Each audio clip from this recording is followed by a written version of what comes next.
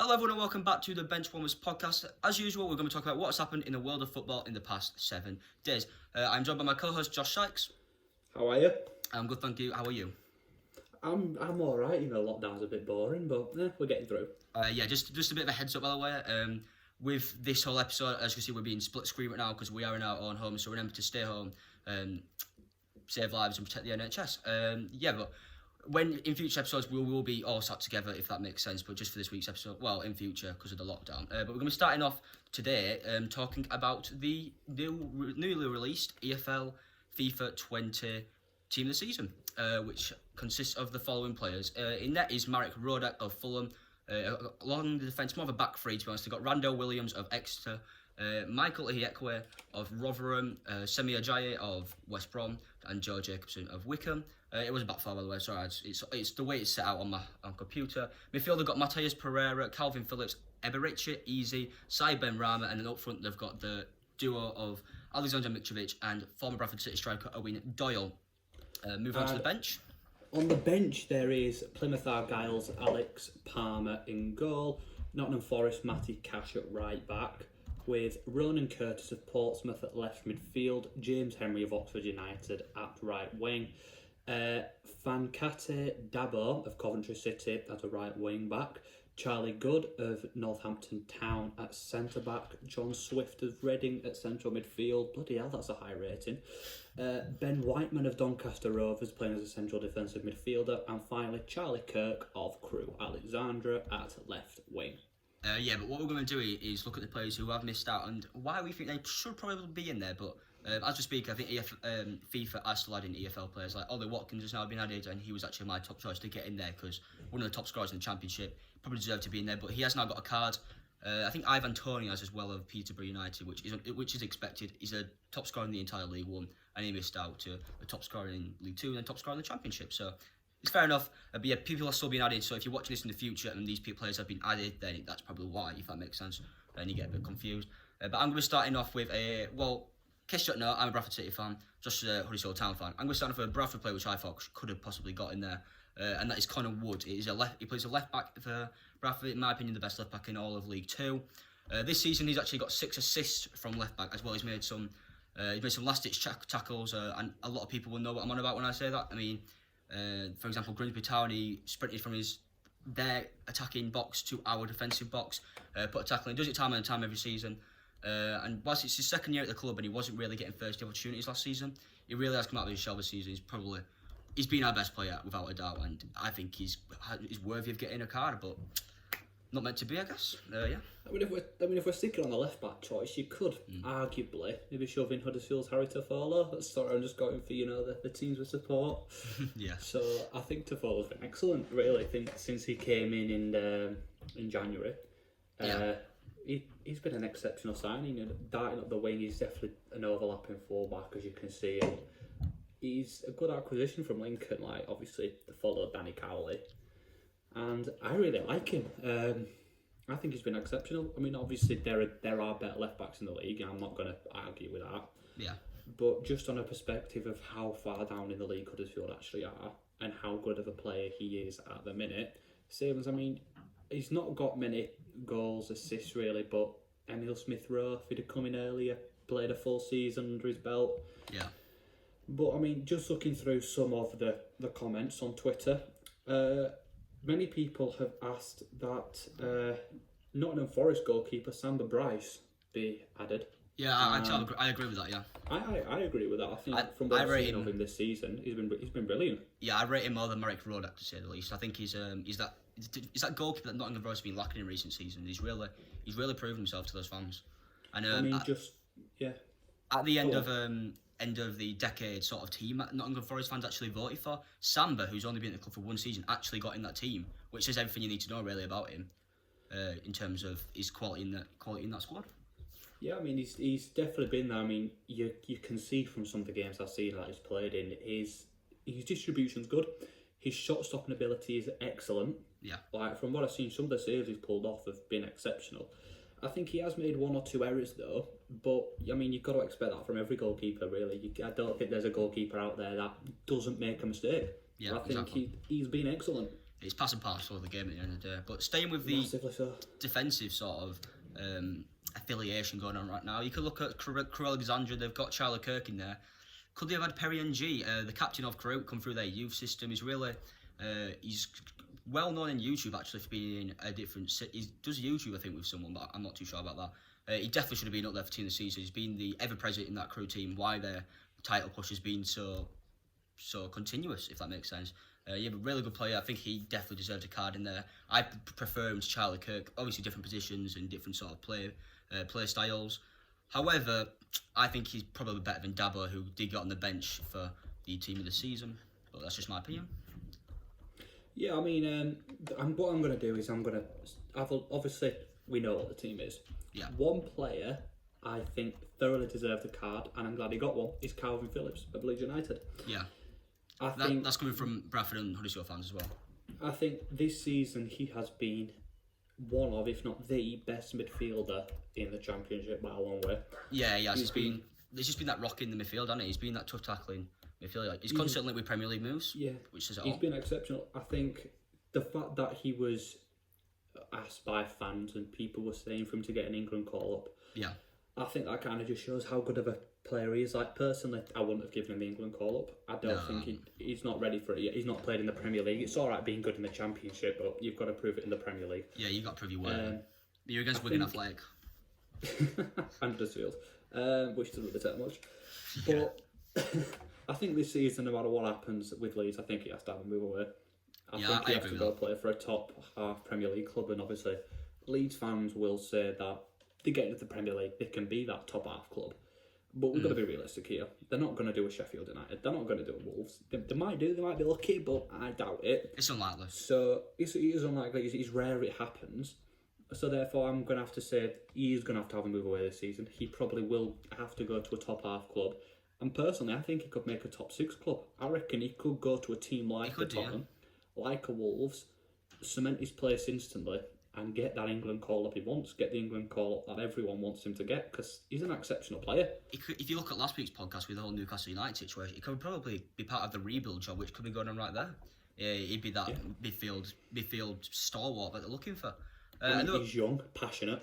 Exactly. He's got good hair. And you look, continuing on then with who possibly could have made it, is while we have got Ollie Watkins and Cy Benrahma at Brentford, obviously the BMW is lacking one more member, which is Brian M. Buemo, the forward. He's got, in 34 games throughout the season, he's got 14 goals and 7 assists, which is great for a winger, to say the least, to get more goals and assists at this rate. But he's got powerful pace. He's a very attacking forward, if that makes sense. He's that sort of... Brentford, for me, have got the best attack in the league, and he's one of the big reasons for it. He's just very dominant when going forward. You don't want to come up against him if you're a defender, and I'm sure Harry Toffolo doesn't want to come up against him in the likes of if he should have got a team of the season. But yeah, I think he was definitely worthy of a team of the season. Yeah, I mean, I'm just going to say this now. Yeah. I don't know as much about the EFL as Gabriel, so I'm still looking at players that could have been in. But yeah, I'm going to go along with obviously Brentford having the best attack in the league and just reinforce that. I do believe that. I think their attack is unbelievable, really. I think it's highly underrated. I think when they got rid of Neil Maupay last season, people maybe said that they couldn't continue it, but I think they've been better. Yeah, I think they've been better. Definitely putting Ollie Watkins into striker from that wing just to replace Maupay as well. It was a good move by manager Thomas Frank, and I think it's really paid off for them. It was a bold move. But it's worked. Continuing on with a bit of attacking prowess then, Leeds United's Matthias Klick could also have been in there possibly. He's been again never present for Leeds alongside Calvin Phillips in that midfield. While Calvin Phillips is more defensive, he's more of the attacking, and it just works for them. He's been as good as Pablo Hernandez, some people would say. He's also not in the team this season, I just noticed, which possibly could be. I think he might have injured difficulties, could be wrong with that, I'm not too sure. But yeah, he possibly could have been in there alongside teammate Calvin Phillips. Have you got anyone else? Yeah. No, I agree with quite a lot that you've said, and obviously, so I'm just having a look, obviously, people online and things, just to try and work out who else I could have been in, but I think it's quite accurate with who is in there. I mean, if we have a look through some more Twitter comments at who people have said, I think the main one that's come up is Leeds United's Ben White. Oh yeah, true. Yeah. The centre back, he's the main one that's not that everyone's complaining about him not being in there. And I think Ben White's a good player. Yeah, he's had a great season. He has. He's been a rock for Leeds this season, and he's been linked with a move to a Premier League club that isn't his parent club. Don't ask me who that is, I actually don't know. It's Brighton. Is it Brighton? Yeah. All right, then he's been linked with a move away from a bigger club than Brighton. No disrespect to Brighton, but yeah, I think he's been an exceptional player for Leeds this season. He's definitely helped them out in the defensive part, because some may argue that that's been a downfall for them recently, as in recent years and things, with maybe the lacklustre end to the season that they've been having. So I think he's definitely helped them, and had the season have progressed, I reckon he could have been the one to help them get the promotion fully. I've got another player here. He's Bristol City's Nicholas Eliasson, who is going to be a bit of a strange one. I kind of get why he hasn't got him, but at the same time, he's had a really good season. He's got 3 goals and 12 assists in 17 starts, which is 15 goal contributions in 17 games. Bear in mind, 16 of those games he's come off the bench, which says a lot about his sort of a bench player, if that makes sense. But coming off and doing the impact which his manager needed, and I mean, if you've got a bench player like that, you might as well be starting him. But obviously, for whatever reason his manager feels he shouldn't be starting, maybe it's to do with training, his attitude, you don't know. But still, to get 3 goals and 12 assists from 17 games, 16 of them being off the bench, is probably worthy of team of the season, to be fair. Yeah, I mean, yeah, I get what you're saying, but at the end of the day, when you're saying obviously he could have maybe started some more games, what you've got to remember is some players do work better off the bench. If you go back, I'd say a few years, but a decade or so, to current Manchester United manager Ole Gunnar Solskjaer. Yeah. He was the babyface assassin coming off the bench, scoring all the goals, and you do get players like that don't play well when they start. They play well when teams are maybe dropping off a bit, and it allows them to do things that they won't be able to do from the start of the match.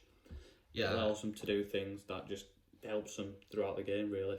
Yeah. So you could put him on the bench. Yeah, he will go. To be fair, he'd do the job off the bench. Another player is Swindon Town's Anthony Grant, who I've seen live. He's a big, tough, tackling defensive midfielder. He's had time at Port Vale and Peterborough.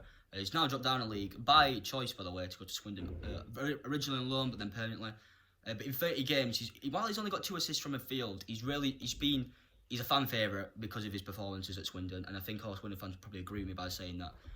Him alongside Owen Doyle and Jerry Yates, it's that sort of three of signings, the triplet of signings that they needed to really cement a promotion push, which they have obviously had this season, and he's a big reason for that again. Yeah, have we got any more players that you can think of? I don't think so. I think we've said everyone that I would include. I think you've said everyone that you want to include. Yeah, it's pretty accurate. I can't think of anyone else, to be honest. To be honest with you. By the way, looking at Matty Cash of Nottingham Forest on the bench, obviously he was linked with a move to AC Milan as well, so it's no surprise that he is actually on there for a Championship player to get linked to AC Milan, so just wanted to add that in there. But yeah, let us know in the comments who you think should possibly be in this team this season, and who's been unlucky to miss out, because whilst it's a strong team, some players are just unlucky, unfortunately. Regarding how the rest of the season is going to pan out, with the way that apparently it might possibly be going is the League 1 and League 2 are considering contingency plans if the season cannot be finished, meaning that the top 8 teams in League 1 and League 2, well, the top 8 teams in League 1 will be playing the rest of the teams in League 1, but the top 8 teams in League 2 will also be playing the rest of the teams in League 2, if that makes sense. There'll be like a mini tournament between the top 8 teams in each league, if I explain that terribly, I can only apologise. But yeah, basically that's how it will possibly turn out to be. But Josh, you completely disagree with this, am I right?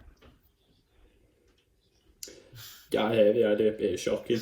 And the reason I'm going to go off this is because I've been doing some research into League 1, funnily enough. So, if we have a little look. So, as things stand, we have Wycombe Wanderers, Sunderland, Peterborough, Fleetwood, Portsmouth, Oxford, Rotherham, I think. I've lost the table now. Rotherham and Coventry, all in those top 8 spots. In League 1, every team from 21st, which is Tranmere, all the way up to 6th place, can theoretically, well, never mind up to 6th place, all the way up to 3rd, even up to 2nd. Everyone can theoretically still gain promotion, even automatic promotion, right the way down from 21st. Very likely. Now, I'm not going to say Tranmere are going to be the... Yeah, I'm not going to say Tranmere are going to all of a sudden go on a nine game winning run and get into 6th place, because everything else would have to work out in their favour. Yeah, I know.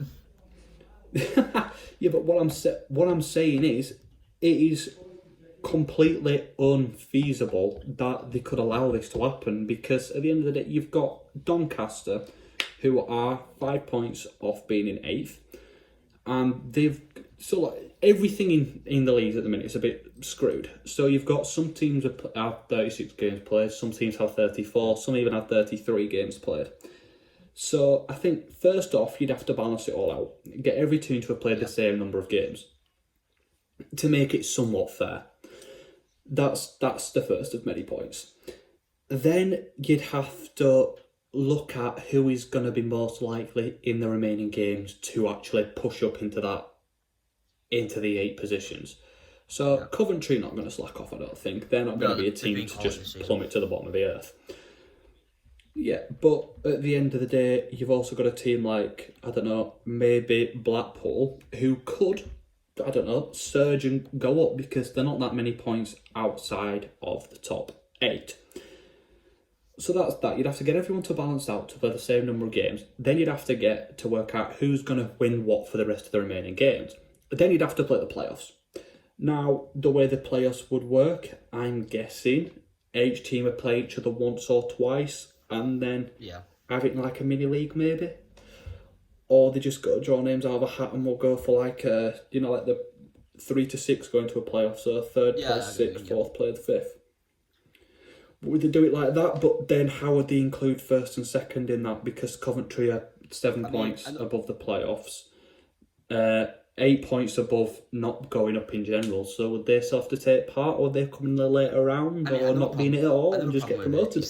How would it work? Right now, into League 2, 8th place Port Vale, it would be in this mini tournament, are currently 57 points, while top of the league Crewe Alexandria, who would be phenomenal this season, are on 69 points, are 12 points clear of Port Vale, who are not even in the playoffs right now. If Port Vale were then to just go and fluke a win against Crewe, who by the way are massive rivals, so it would actually be a really good game to watch if it's not behind closed doors. If that was to happen, then that would completely, it's just unfair. Crewe have won 6 more games than Port Vale. There's a reason they've won 6 more games than Port Vale, because they've been more deserving of going up this season and have therefore been a lot better than Port Vale. So it's just really unfair on the fans of those clubs and even the players, who they might slack off for one game, and also all this hard work, the 37 games which they've played, the 20 games that they've won, was all for nothing, which obviously is completely unfair and irrational of them. Then again, you look at say Bradford right now in 9th position will not be involved in this tournament, but they're only 3 points off of Port Vale, and Port Vale and Bradford were due to play each other literally the week the season was cancelled, so you don't know how that game would have ended up. But if Bradford had won, then, well, due to goal difference, they still won't be able to Port Vale, but it'd still be a lot more tighter and it would be even more unfair. So you don't know, because like Josh says, teams haven't played the same amount as each other at the end of the day. But if we look at this, so let's take a look away from fans or players, and let's have a look at the business side of it, because at the end of the day, football clubs are businesses. So obviously, financially, football clubs have taken a massive hit, especially in the League 1 and League 2s, and below. So if we look at it from the financial point of view, you've got a team, Coventry, for instance, who are on the verge of playing in the Championship, the second biggest league in England, the second highest earning league in England, and as much as there's still a massive difference away from the Premier League, the Championship and League 1, there's still a big difference in what you earn depending where you finish. So let's say this playoff thing happens, 1 to 8, everyone goes into it, everyone plays each other twice, blah, blah, blah, top 3 teams go through. So I'm guessing you have a final and a 3rd place playoff to decide then who goes up, like that, for instance. It's going to skew with kind of the standings of finance, because let's say they didn't do what I said earlier and just kept it as it is. So Coventry in top spot have played 34 games, whereas Sunderland in 7th have played 36, which means a 2-point difference. So Coventry can currently get up to 73 points to balance it out to 36 games each. But if we look at the rest of the league, one, how are they going to distribute finances for that? Because you've got teams like Doncaster in 9th who've played 34 games, team below Ipswich have 36 games, which then allows Doncaster to obviously create a bigger gap between them. It also doesn't help that Doncaster have 2 games in hand on Sunderland in 6th, and they can get ahead of them. So it depends how they're going to do it, how they're going to distribute finances, because if you've got a team who hasn't played as many games as a team above it, points-wise they could still get above them, which therefore means that they're going to be earning more money. You've got a team that could theoretically get into that top 8 for the playoffs, providing they balance out the games. But let's say they don't do that. That means they miss out because they've played 2 less games before football was shut off. So would they then give them some more money to kind of counteract them, benefit it as such? There's a lot to think about, a lot to do, but it could work, but I doubt it. By the way, no decision will actually be made by the government. No decision will be made until the government sets out plans for how the lockdown will proceed, which will be after May the 7th. Basically, also another plan, which is currently under decision, would see the promotion awarded on merit, which means the top 2 teams from each of the 3 EFL leagues, so Leeds and whoever else, I think it's West Brom, is it? Coventry, Rotherham, Crewe, and Swindon. I don't know how they do it in League 2, because obviously 3 teams are already in automatic position places, but they might just go with the top 2 teams. Those teams will get promoted on merit, of course, and end up in the league above, so Leeds will be in the Premier League, Swindon League 1, whatever, you get what I mean. And with that, no teams would be relegated in this current season, but the 2 teams, but it would mean, so like Stevenage would survive in the EFL for a bit longer, Bolton would survive in League 1, which would be a crazy story today. They're starting for a -12 deficit, and along with that, it would mean that 2 teams extra will be relegated at the end of next season. So instead of 4 teams going down from League 1 next season, it'll be 6 teams, which would be an interesting season to say the least. Everyone will be fighting for their lives. Or is it 3 teams that go down? No, because Bury, never mind. It depends on the whole Bury situation, really. But yeah, that would mean that basically the next 2 teams will go down. It'd be a completely cluster, if that makes sense. A bit confusing. However, it would get the league back to its original numbers for the start of the season after that. So we're going to like 2021-22, I think now, which obviously is crazy to even think about if the coronavirus is going to affect it for this long, but looks like it will. However, a decision won't be made till the 7th of May, thank God, because... Speaking on that sporting merit thing, I think UEFA said something about similar for the Champions League and Europa League for the top flights and stuff, and I don't see how it's fair. No, I don't see how it'd work. Well, I see how it'd work, but I don't see how it's fair. It's even less fair than the playoffs, because you just decide, hang on, okay, this team's bigger than this team's going to get us more money, so we'll shove them in, we'll promote them, and you're not going to earn us as much money, so we'll kind of just shove you off to the side. I mean, you look at United with 27 in the league. Admittedly, Bolton started off -12, and they're still nearly the same amount of points as Southend, who are 19th. They're currently, Maths Gabriel, 16 points behind AFC Wimbledon, who are currently safe. They don't deserve to stay up in that league, let's be completely honest. They should be down in League 2. Not going to happen though, is it, unfortunately, due to if they do go with that. And they will be staying up to fight them for another day in League 1. But you never know what's going to happen. And at the end of the day, it's all entirely down to the EFL. I mean, it's going to be really just interesting to see how things pan out. Because at the end of the day, all eyes are on the EFL now. Everyone's watching what's going to happen. And we're all really interested to see how it's going to work out.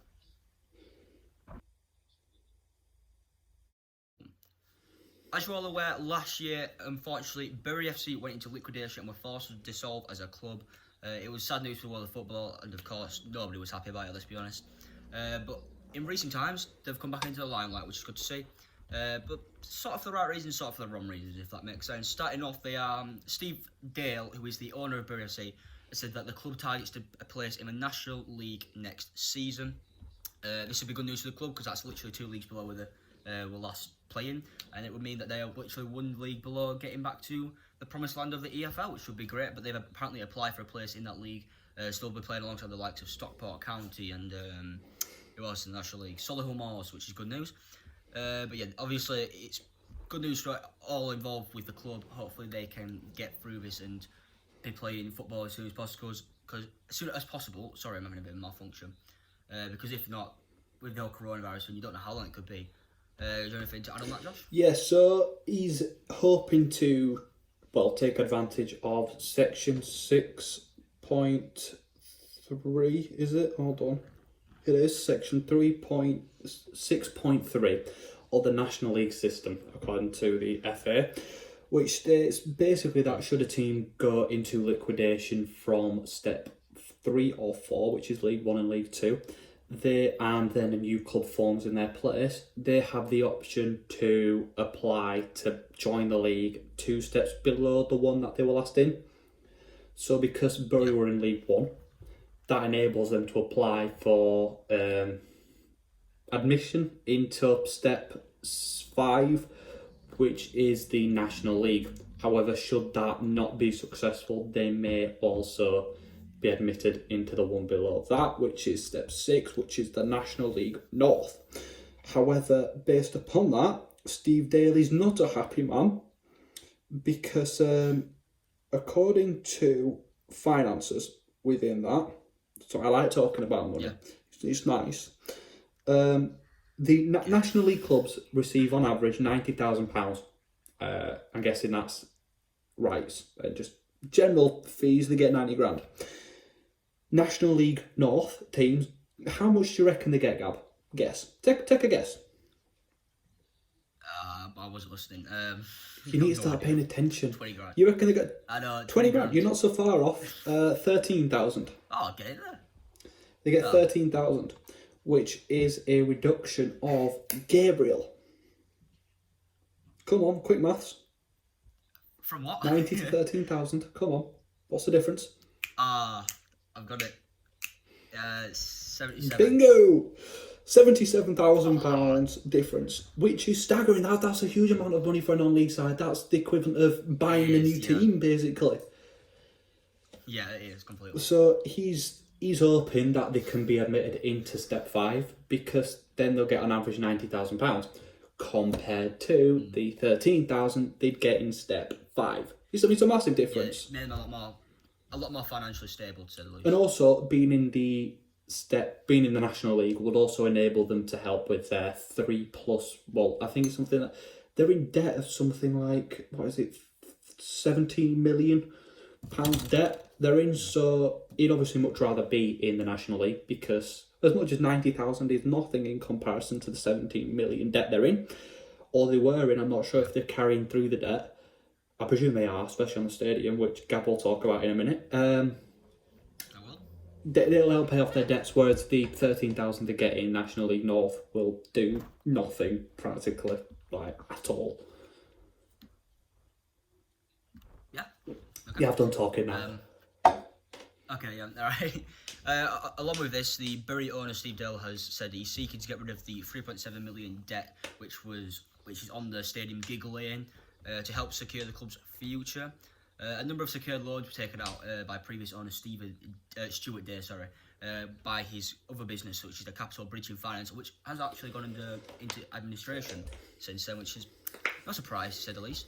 But Steve Dale did come out and say, we own the stadium, there's supposed to be 3.7 million debt on it, but Bury have only seen 140 grand's worth of evidence of what is actually owed. They've never seen where the rest of it is. And due to that, they contacted the mortgage company administration and told them that we're going to do a deal. If they can see how much money they officially owe, which is a 3.7 million, which they've been told, then by that case they will actually pay that money and get out of this financial debt which they are in. However, they have not been sent the proof so far and are yet to hear from the mortgage company's administrators, which kind of looks a bit suspicious. And so they've got actually an investigation which is being led by Damien Collins, who is the chair of the Parliamentary Sports Select Committee. And he has said that a staggering $1 million was paid as an introductory fee for the loan to an unknown person, most likely going to be what's his name again? Can't even find it. Stuart Day. There we go. Sorry about that. But yeah, so right now, to put it into simpler words, they owe a bit of money for the stadium because they're in debt for Gig Lane, which is a shame because it is the Bury FC stadium, and I'm sure the fans will be eager to get that. I went there myself 3 times, and it is a quality stadium. Generates a good atmosphere. Along with that, the away stand is perfect for creating an atmosphere along with that. But yeah, they've been told that they actually owe 3.7 million by the other company who have a share in it. But however, the other company have not shown evidence of where they just plucked a number out of nowhere and said you owe us this, when in fact Steve Dale can only find. Sorry, they're too easy to get mixed up, and due to this, they haven't seen evidence, and therefore they're refusing to pay it. I completely butchered that entirely up. But yeah, along with that, going on with about Bolton now to do with Bury. Have you got anything to start off with, or do you want me to? You continue and I'll lead on from that. Okay. Well, Stuart Dale.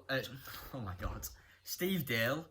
Right, I got it. As said, he's going to be preparing to launch a legal fight with the EFL, claiming that Bury were treated disproportionately to Bolton Wanderers, so unfairly basically, during the fight to stay in actual existence and not to dissolve into the non-league steps. But yeah, they were expelled from league obviously at the end of last August, and on that day Bolton were also set to be expelled from the league. However, Dale has come out and said that the EFL treated Bury differently and that Bolton were given special treatment, if that makes sense, to make sure that Bolton did not go into liquidation, and therefore it was unfair in Bury. The players have also come out and said that they felt they were treated unfairly, and due to this, Dale's not happy. He wants to launch a legal case against them, which will cost approximately £250,000. However, it's for the justice of Bury FC, so it might be quite good to see. But along with this, he came out and said they've got a QC. I don't really know what it means, to be honest. I think it's a sort of investigation going into it, working it right now, which means the case against the EFL will show the real truth, not only about the EFL, but about what happened to Bury FC. So that should be really interesting to come out. Make a great Netflix series, that's all I'm saying. Please, there's not really a crisis to Netflix. Gabriel's like saying, I'm not even going to say it, the C word, the big, it rhymes with Barona, having its own Netflix series. We're not going there. We're not going there. You lost it. Basically, I'm saying stop talking about Netflix. So if we got off that, yeah, so obviously he's not a happy man, and Whoopi, your club's been kicked out of the EFL, he thinks unfairly. He's got a right to launch a legal investigation into it. He's obviously doing it on the grounds of sporting bias and the fact that he was at a disadvantage, and then maybe, because I know for a fact last year when it was announced that they did go into liquidation, Bury, the players wanted to launch a lawsuit against the EFL saying they were negligent in letting Stephen Dale take ownership in the first place. So they weren't bothered about them going into liquidation, they were bothered about the owner being allowed to take charge of the club. I'm not sure what happened with that. I believe it was resolved and no lawsuit ever came of it. I think so. But he does show that even at the time there was some unrest, and obviously he's trying to back his corner and kind of hammer home the fact that the EFL were maybe disadvantageous towards Bury, maybe wanted to keep Bolton alive more. Don't ask me why, because they were both in the same league. Yes, Bolton have some recent Premier League pedigree and history compared to Bury, but I can't see any reason why they'd be biased towards Bolton. At the end of the day, all their players decided to go walkies, and they got a bunch of 12-year-olds in to play the season, which could be a factor of why they're only on 14 points, but oh well. To be fair, they started with a minus 12 point, I think. So 26 points, it's not that bad. They should be proud of that. Grade 3 maths, ladies and gentlemen, for Gabriel there. Thank you. On top of this, EFL acting EFL chairman Debbie Jevons has actually come out and responded to Steve Dale's accusations, saying that at the time both clubs had willing buyers, but claimed that they were simply incomparable. She came out and said the two situations are very different because Bury are run by individuals, whereas Bolton are being run by administrators. We've continued to ask Steve Dale for the financial information that we requested, but I stress what we're asking of him is not different to what we would ask of any other club. Bolton came to us with a lot of proof that there was a purchase ready to complete, but except there be no complexities around that. Lawrence Bassini going to court, for example, that has delayed things, and that is frustrating. If you don't know who Lawrence Bassini is, I don't know if he's anymore, but he was in talks to buy All My Flake. I think he previously owned, I think it was Watford, and he dragged that club down or something like that. And that could be wrong. We'll have to talk about him another time. He was close to buying Oldham basically recently, and there was a lot of backfire towards that because he's not fit to be an owner. He's another Allen of Hull City. It's a bold claim that Gabby's not fit to be an owner. It's like me saying Pickford's not fit to be a goalkeeper. He's not. No. Could be knocking on your door. Podcast then. But yeah, she's come out and said that she wants to see this sorted as soon as possible because there is no bad beef, if that makes sense, with Bury. It's just all in Steve Dale's head. But I don't know. Right now, I'm kind of leaning towards Steve Dale with the way he's seeing things. I think he's got enough points to say that Bolton were treated differently. And it's a shame to see what happened to Bury, and of course we do want it all to be resolved. You see, I lean slightly differently to you, Gav. I'm not on Steve. I'm not on his side. I think he's trying too hard to prove that he can do the job as an owner. He's trying too hard to prove that maybe there was some conspiracy behind the fact that they treated Bolton differently or treated Bury unfairly. I'm on the EFL side. I don't think there are really, until more details come out, there aren't really any realistic grounds for the lawsuit. I mean, it's hard because until all the evidence arises, until it all comes to light and we can see it, obviously they'll know far more than what we do. We're just two kids sat at our desks on FaceTime to each other. But obviously they know far more than we do, and we're just getting our stuff from the news and things like that. But until more comes to light, I'm on the EFL side in that I can't see them being biased towards Bolton in any way, because I don't see any reason for them to be. Look at the comments, by the way, responding to the article which actually said which gave all this information. It looks like a lot of Bury fans are actually on the side of the EFL as well. Say, is Dale for real? He's an absolute scumbag. Pay off your debts and F off. Looks like he's climbed out from under his rock. All talk and no words. All talk and no action. I don't know, I got words wrong. There's always frequently more side to one story, but Dale is another chairman, shouldn't just communicate, and therefore he's in the right position. So it looks like Bury fans are also split by what is going on right now. Hopefully, though, they can all agree judgment and therefore come out of this with a better. Playing the National League next season, beating Solihull Moors 5-0, beating Chesterfield 3-0, and beating them 9-0. No, Blaine won't be in the EFL anytime soon. You never know. No, not in the EFL. You never know. They're man EFL. Jumping the gun a bit Champions League. That's what we're aiming for. Yeah.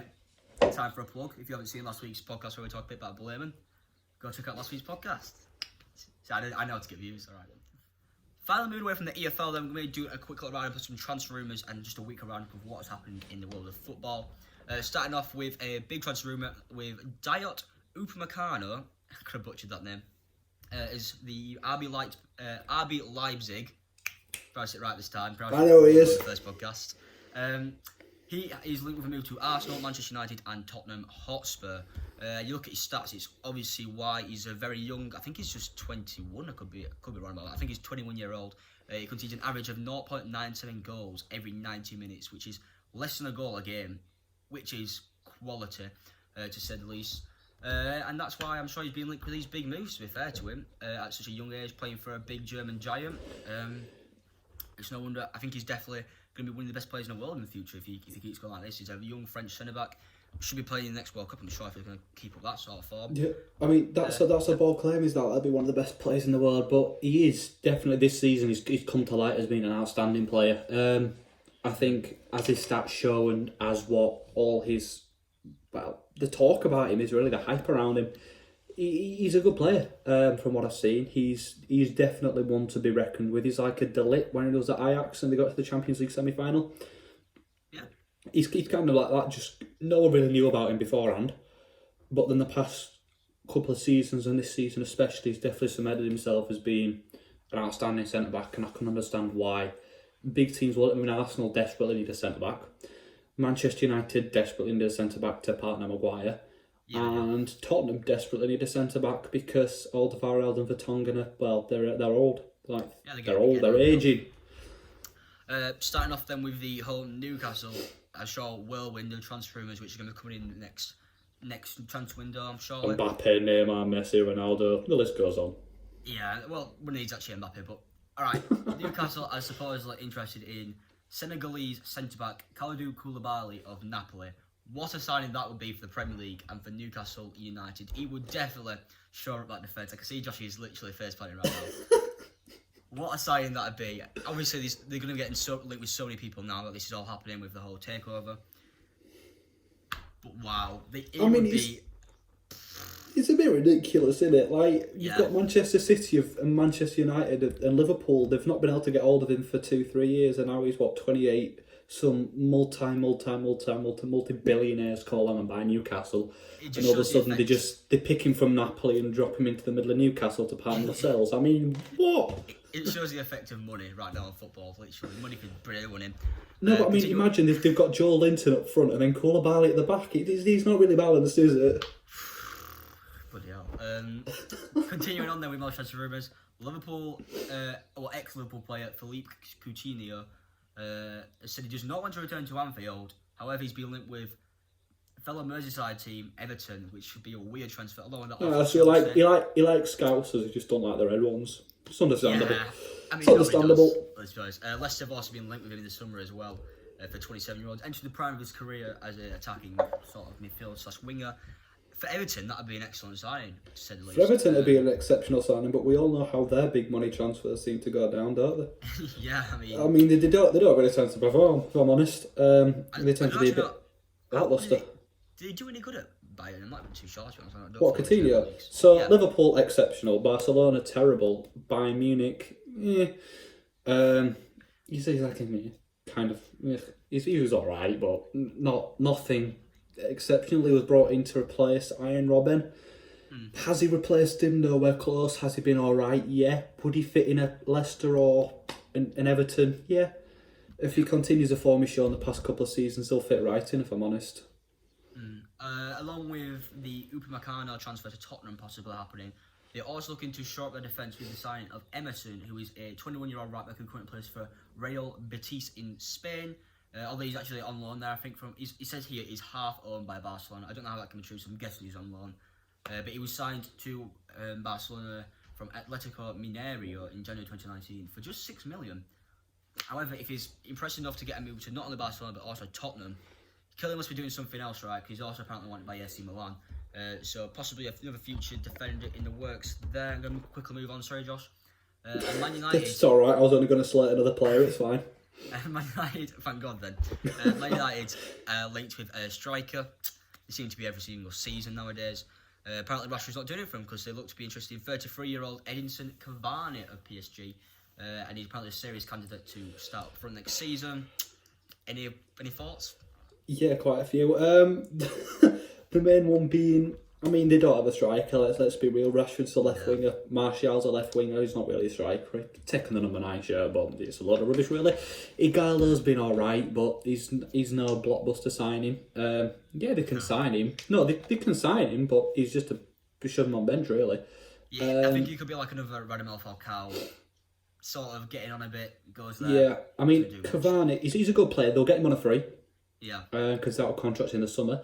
So in that sense, he's good. But he's 33. He's past it. I mean, they bought an Icardi. They bought an Icardi to PSG to replace him anyway. Yeah. So he's past it. But it'd be a good signing for a season, I reckon, whilst this hunt for another one. But I don't see why it's so hard for a team like Man United to get good players.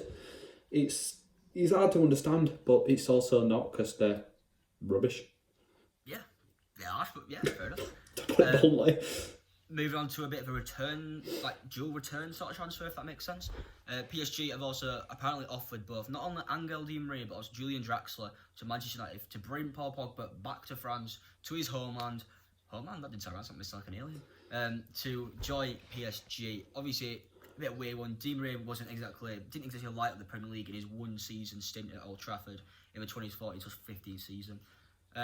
He scored just 3 goals in 27 games. I don't think Man United are going to take his transfer. I mean, Di Maria didn't do it in the Premier League. Will Draxler, not likely, to be honest with you. Probably not for Man United anyway. I could see him smashing at a club like Southampton if he was going to go to one of those lower division clubs. But he's clearly not good enough for PSG, so why should he be good enough for Man United? And they look to be bringing in Pogba, which would be a great signing for them, to say the least. Not very likely. I've got a transfer rumour. I've got a transfer rumour if you want one, Gab. Neymar to Barcelona. So every season. No, but do you want me to tell you why though? Specifically this season, I think it could happen. Yeah. So I was watching a video, and basically in 2000 and something there was something called the Webster precedent was set. So this guy, Hearts in Scotland, right? He wanted to move to Wigan. But he didn't want but Wigan weren't willing to pay the $4.5 million valuation. Right. So he triggered a clause, which is Article 17, something like that, of the FIFA transfer regulations.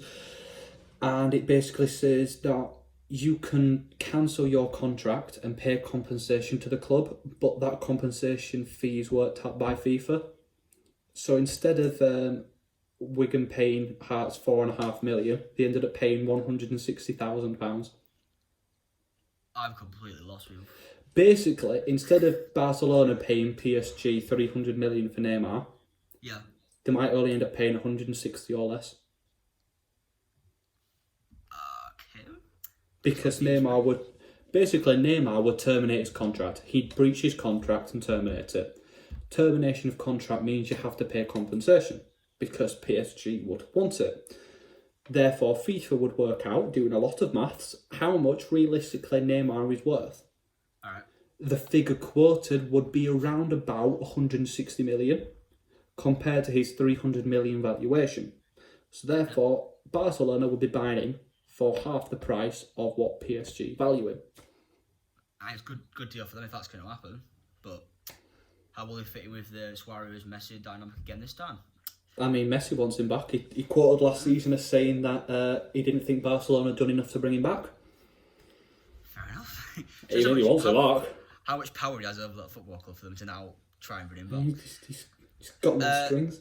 Moving away from transfer rumours then onto just a couple of done deals right now. Hakim Ziyech has come out and officially said that he will be joining Chelsea on July the 1st, no matter what's happening with coronavirus. Well, it could possibly Holloway, but it's unlikely.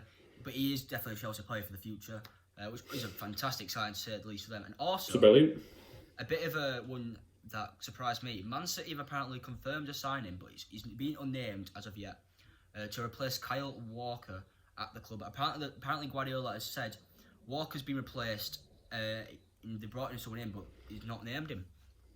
I mean, I can understand Walker being replaced, but why not put your faith in João Cancelo? Clearly doesn't see something in, does it? I wonder who that could be. The next right back, I guess. A lot of people are saying here it could have been. Oh no, I'm looking at the wrong thing. Never mind. But still, that's not the point. All right, I was looking at some done deals. It could be Jan Couto, who has joined from Curitiba FC to Manchester City for 5.4 million. He plays in the Under-17 World Cup last November. So yeah, it could be a long. It's a bit. Walker. Yeah, I was about to say it's not exactly an immediate replacement, is it? He's only played 2 senior games in Brazil for his actual club. So Jesus. Bit of a strange one. I've got a challenge for us, Gab. All Who right. do you think it could be? Just any right back in the world. Who do you think it could be that they sign? Who is it? I couldn't even. I don't know. I feel like what's his name for Dortmund? Is it Achraf Hakimi? Something like Hakimi? That's what I was thinking. I'm Hakimi, kind of that's what I was leaning thinking. towards him. I feel like he would fit the Man City dynamic quite well, and he could impress there if he were to go there. But I mean, he did well at Dortmund as far as I know. Yeah, definitely. So yeah, I'm sure that'd be a pretty decent signing for. Yeah, that's what I was thinking, to be honest. And yeah. lastly, just before we wrap up, let's move away from transfers completely. And we'll on the playoff system that we discussed earlier, it was announced this week that the Dutch League has been terminated. Nada, everything's null and void, everything's cancelled. There's no promotions, no relegations. Ajax do not win the title. Nothing. So that therefore means that UEFA will have to do their little magic and sprinkle a bit of what's that? What was it that we talked about earlier? Sporting merit to decide who gets to play in the Champions League next season, which I'm sure fans will be delighted about. Fair enough.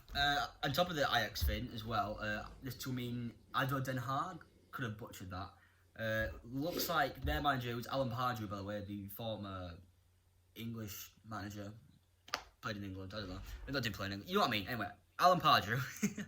The former Newcastle manager who signed that ridiculous 8-year contract. Him, that one. He has said he will not be taking the survival bonus which has been offered to him, and he said that he would rather that money. Well, he might take it, but he's spread it to the other staff, non-playing staff members at the club who are currently not being paid, if that makes sense, or we're not being paid in full if they'll take up the further option. But yeah, it was really good to see from Alan Pardew. Obviously, he's one of football's good guys, and it's it's good seeing it. Don't know what to say about that. Yeah. But yeah, that looks like that will be bringing this week's episode of the Benchwarmers podcast to a close. I'd like to thank, as usual, my co-host Josh. It's all right, Gab. It's good to be here. Gives me something to do. Remember, hopefully you can all stay safe in these challenging times, to say the least. There'll be a link in the description of the YouTube video if you want to go check out our whole other podcast, because you might be a bit confused because this is the episode 8, I think it is. Is it 8? Yeah. Yeah, episode 8 of it. So if you want to go check out the rest of them, there'll be a link in the description. You can go check out. But yeah. Remember to stay home, save lives, and protect the NHS.